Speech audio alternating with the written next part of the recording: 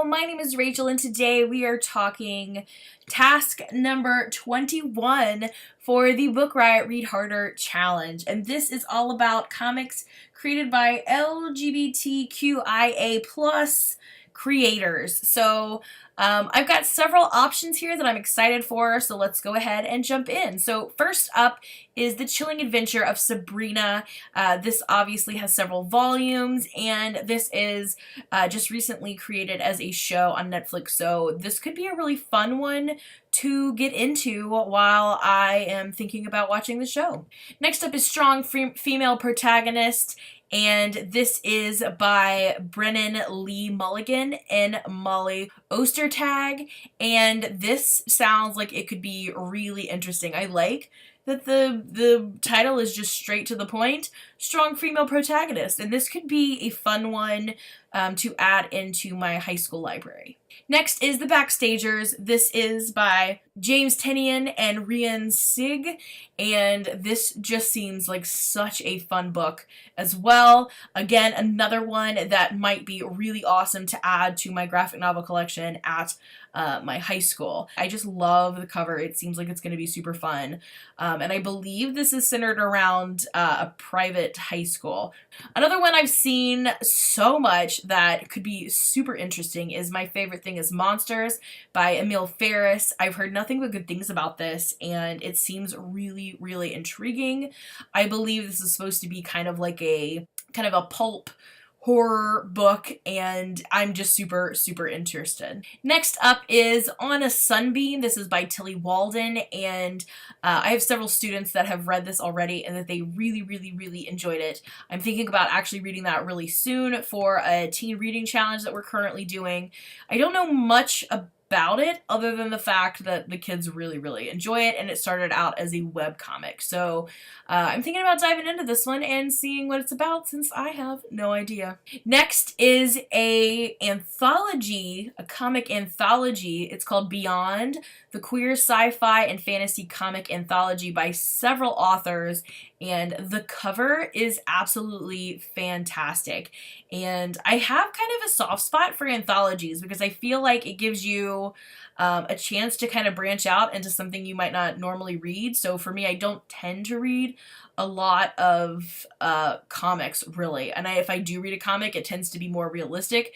So I don't read a lot of sci-fi fantasy comics, so it gives me a chance to branch out into something new without overcommitting, because each of the stories is going to be pretty short since it's an anthology, and it lets me try out several different authors and maybe find a new author that I really am into. So I'm excited for this one. It could be a lot of fun. Next up is one that we just got into our library, and I wanted to give it a read before I put it on the shelf. It's called Honor Girl, a graphic memoir by Maggie Thrash.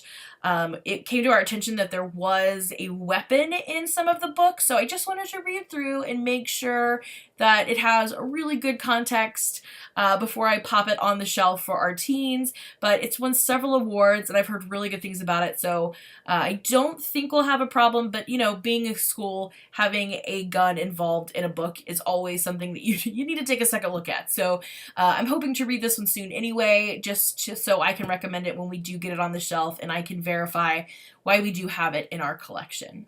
Next up is one that I've started reading, but I would like to read more of, possibly for an upcoming project that I have going on, and that is Lumberjanes.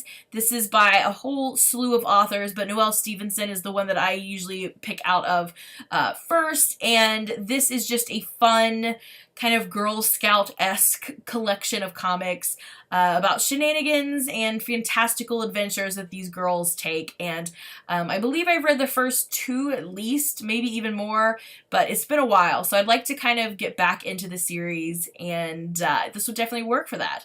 So on the same vein, one that I'd like to recommend to you, it is a graphic novel. I'm sure that will be fine since we're talking comics here, and it is also by Noelle Stevenson, and that is Nimona. It is fantastic. fantastic. I absolutely love it.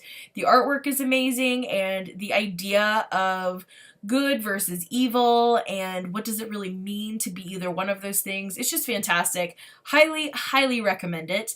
I'd also recommend Through the Woods by Emily Carroll. This was a collection of short graphic stories that are a little creepy, and Emily Carroll's artwork is just absolutely fantastic. This has won several awards, and also Emily Carroll recently was the illustrator for the Speak graphic novel adaptation. Speak by Laurie Halse Anderson is just such a fantastic book, and when you combine it with Emily Carroll's artwork, it is just...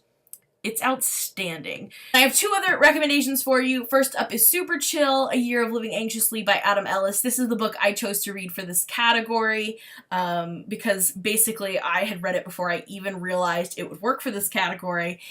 He is a former BuzzFeed illustrator, and his comics are just hilarious. They're realistic and super funny. They remind me a lot of Sarah Anderson's comic collection, and I just really, really enjoyed this one. And last but not least is Bingo Love by T. Franklin. This is such a good comic, but just warning you, it's probably going to make you cry.